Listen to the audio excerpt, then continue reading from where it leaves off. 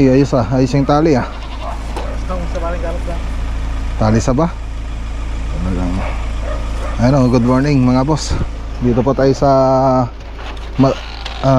Pindangan, Kamiling, Tarlac project. Hindi pa pala natin project, magpupropose pa lang po tayo ng estimation tsaka yung design na gagawin dito sa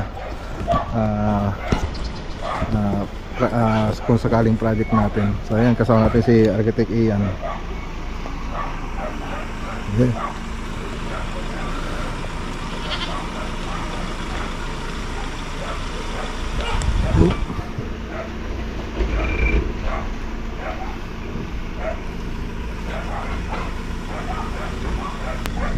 Hirap kasing tignan ng baba na ito pag ganito yung sasakyan mo. Mayroon tignan yung baba ng dalawang gilid. Okay, so nagawa na po ni architect yung design ng bahay na to. Tapos yung estimation. So pakita ko lang dyan sa screen yung sample. Okay, so ganyan po yung magiging design niya. So hintayin na lang po natin yung may-ari ng bahay. So andito rin po sa tama na tama isa. So ganito po yung mangyayari dyan. Ayan So andito na po. Ayos. Ayan kung kuha. Ayan Okay, so na lang natin, hintayin na lang natin yung magulang ng may-ari ng bahay. Tapos tatawag po tayo mamaya dun sa abroad para mag-usap tayo. Usapin natin. A few hours later. Okay. So yung mga boss, nakusap na namin yung nasa abroad. So meron lang tayong babaguhin sa mga design. So meron kasing gusto si sir na design dito sa bahay niya na may mababawasan dito, tapos may dadagdag sa mga design natin. So yun na lang. Tapos update po tayo sa December. So balag kasi rin nila mag-loan para sa budget dito sa bahay. So yun po yung napag-usapan namin. So gagawa pa po si architect ng panibagong design. Siyempre mababago yung design natin, mababago rin yung estimation. So depende po yan doon sa design na gagawin na architect. So yan lang mga boss. So uwi na po tayo. Yan, so shout out kay Sir Melchor Matias tsaka kay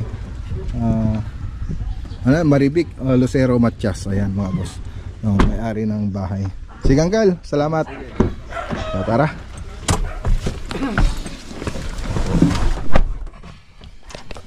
Okay, so ayan, naka-uwi na po tayo ron. Dito po tayo sa bahay nila Badinoli. So ayan, dito sa harap ng bahay nila. So makikita nyo naman may mga pintura na. So yun nakikita nyo parang brown dyan, Davis po yan na madupay.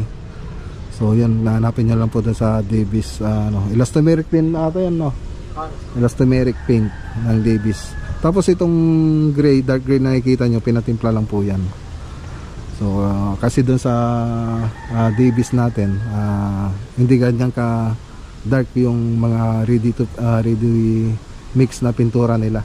So pinatimpla lang po yan mga boss. Pero sa Davis pa rin. So siyempre pag pinatimpla mo yan, mas mahal yan kung ikukumpara mo dun sa mga regular na nakatimpla na mga nabibili natin ready mix. Okay, so ang kulang na lang dito is stoneworks. Tapos so yung WPC panel na yon, baka i-bend po natin yung tayo niya, baka pa-slanting paano na lang, pahiga. So patay po kasi yung design niyan. Tapos yung kulay na ito mga boss, si Badinoli na po yung nagmatch ng kulay na ito. So hinayaan ko na siya yung mamili ng kulay sa bahay nila. Okay. So dito hindi pa tayo nakapaglinis, so lilinisin pa po yan. Siya nga pala mga boss, dito sa project natin walang nagtatrabaho. So 3 weeks na yata na walang nagtatrabaho rito. So wala po tayong milagay na tao kasi marami po tayong project. Bali sinisingit-singit lang po namin ito pag may bakanting tao. So baka itong next week siguro may lagay tayo rito na tao kasi may mga bakante naman na. So itutuloy nila yung ibang gagawin dito. So ganun lang. Dito sa may yung combination niya, gray, white, tsaka light gray. Tapos yung madopay na parang cream. Yun po yung combination ng kulay dito sa labas. Tapos recap ko lang, WPC na red oak yung ginamit natin dito. Tapos dito naman haspe na gypsum board lang po yan. Hinaspen po natin. Pininturan lang po natin yung mga boss. Tapos may cornisa po tayo. Okay, so dito naman sa living room, ayan makikita nyo ako. Halos nakikita na po yung ganda niya. So ang wala na lang po dito yung TV console. So may TV console pa po tayong ilalagay dyan. Tapos WPC din, cabinet. Tapos ayan, nakapag WPC na rin tayo dito sa gilid. So manipis lang po yung ano niyan, yung ng WPC natin. Kasi yung iba nasa 2 cm. So ito yung sinuggest ko na ilagay dito, manipis lang. So dito kasi yung parang upuan natin, sala set, sofa set. Tapos gumawa rin tayo ng partition na may WPC, tapos gypsum board na may pwedeng paglagyan ng mga yung display. Tapos meron pa po yung mga ilaw dyan sa may partition na yan. So 3 watts po yung ilalagay natin dyan. Tapos ganun din dito, may kanal, yung ceiling natin. Tapos yung kulay ng dyan sa kanal na yan, yung ano lang po siya, tawag doon, yung nakalimutan ko naman na, yung lamp black ng Davis. Tapos flat latex lang po dito yung mga white na yan. Tapos doon sa mga cornisa yan po yung semi-gloss. Tapos laglagay rin tayo ng ceiling rose. So ayan mga boss. So ang maganda rito, pag gypsum board yung ilalagay natin, makakapaglagay tayo ng ceiling rose. Pero pag PVC yung ginamit natin na parang ganito, hindi na po tayo makapaglagay ng ceiling rose. Kasi itong ceiling rose natin, dumidikit lang po yan sa gypsum board o kaya Hardiplex. Okay, so yung kulay pala dito, ganoon din, gumawa ng accent si Badinoli dito. So makikita nyo naman doon sa propose natin project, wala tayong nilagyan na kulay dito. So nilagyan niya ng accent na yung gray, dark gray. So yung kulay dito sa loob ng bahay, yung apricot white yung nilagyan natin kulay. So parang cream. So Davis din po siya.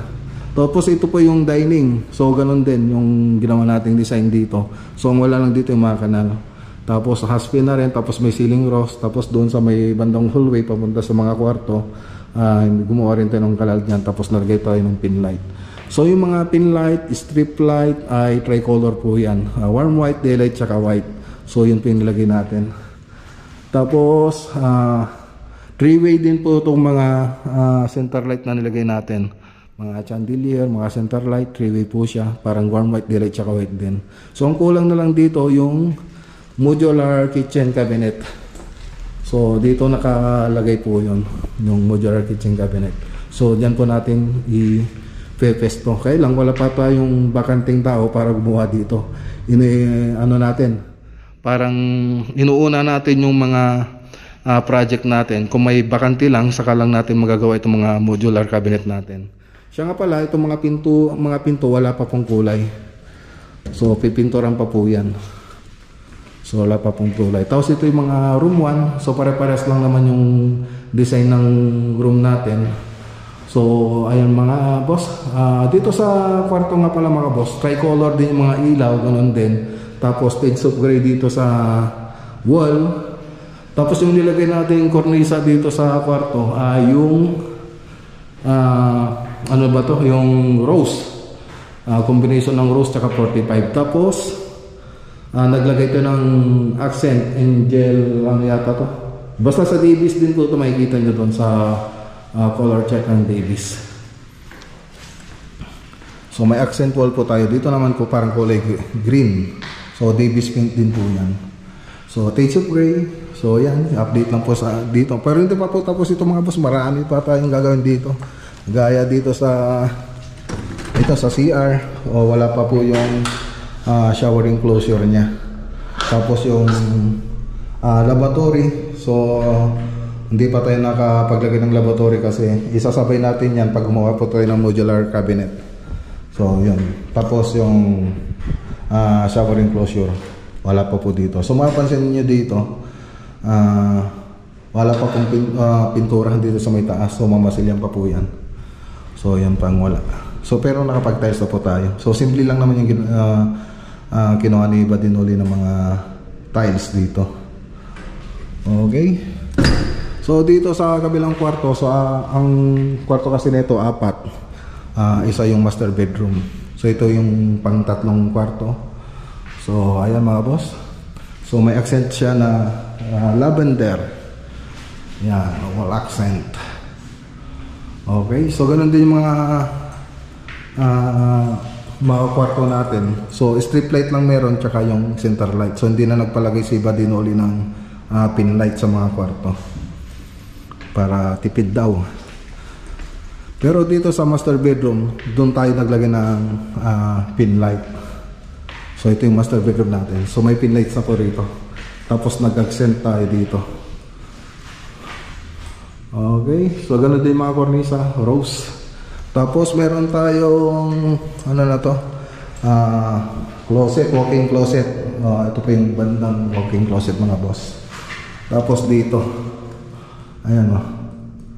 So ganun din kung itsura doon sa kabilang CR, ganun din po yung itsura dito. Ang wala na lang po dito yung shower enclosure tsaka yung lavatory. Okay, so patayin na natin mga ilaw para hindi sayang sa kuryente. Okay, para makita nyo lang naman boss. Patayin ko muna itong mga ilaw. So update lang. So ngayon walang nagkarabaw, baka next week siguro. Ay sinisingit lang naman natin ito pag may bakante tayong tao. Ayan no. Okay. Ganda na. Diba? Ganda na mga boss.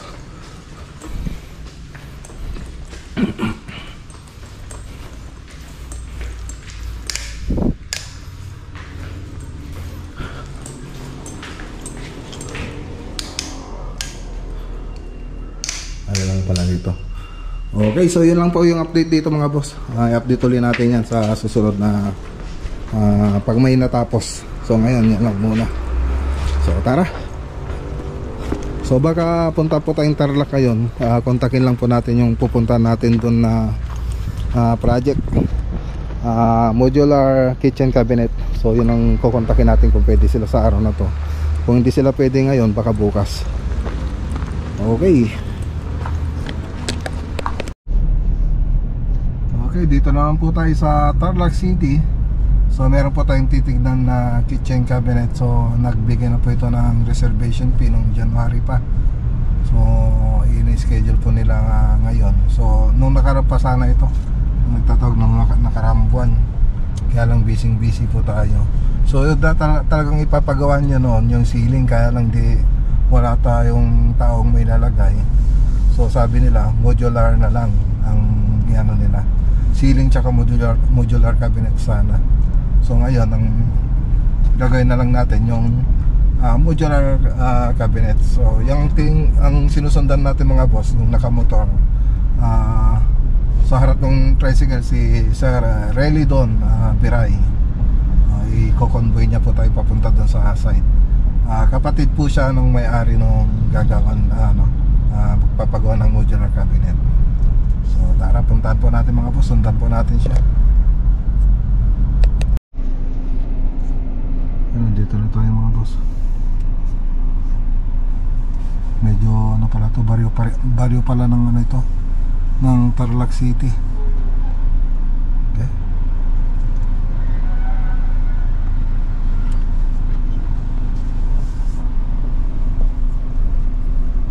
Ayan yata. Oo, yan o. Ang laking bahay. Ang haba. Ang haba ng bahay eh. Laki. Ang laki.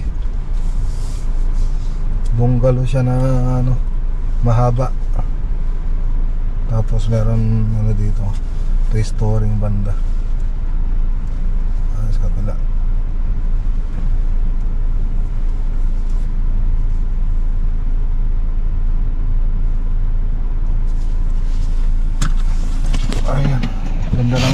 place mga boss. Tahimik. Ano, ganda ng paligid. May pispan pa yata rito. Ano, haba ng bahay.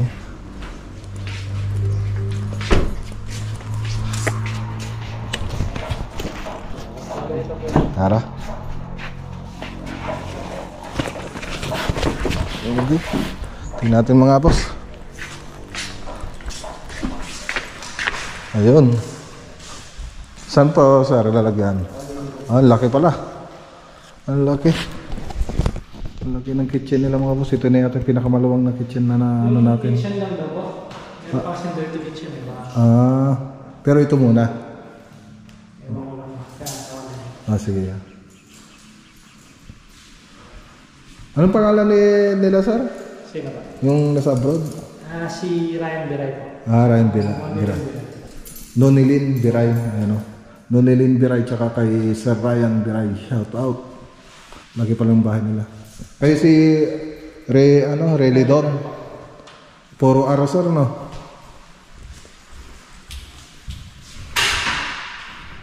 Ayun no.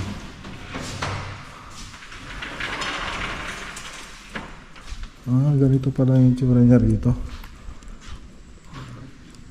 Ganda. Ganda lawang ng ano. Luwang ng lugar. Wala pang nakatira dito, sir? Wala pa po. Tatambakan pa po ito. Oo. Marami pa sila magagastos kung tatambakan nila to.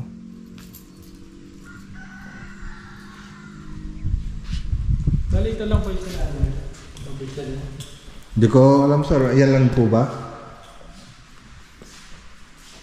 Tawagin mo lang po. Sige, sir.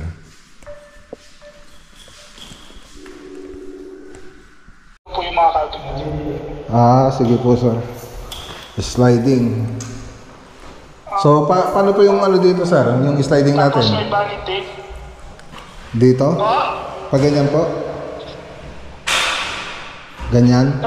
Pa-L? Gusto mag-design, sir. Gusto po niya may vanity eh. May vanity po siya. Vanity.